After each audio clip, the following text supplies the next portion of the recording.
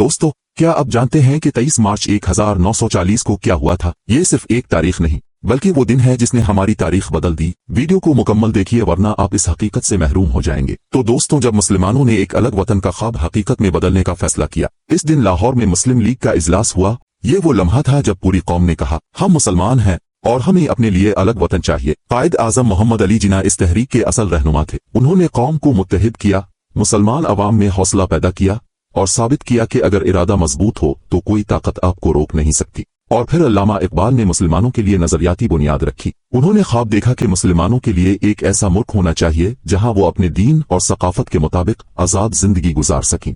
यकीन करें, अगर अल्लामा इकबाल ना होते तो कौम के पास ये नजरिया और मुल्क नहीं होता। ये दिन हमें ये सिखाता है कि ख्वाब देखना जरूरी है और मुत्तहिद होकर हर मकसद हासिल किया जा सकता। अगर अब भी अपने पाकिस्तान से मोहब्बत करते हैं तो अभी वीडियो को लाइक करें और चैनल सब्सक्राइब करें।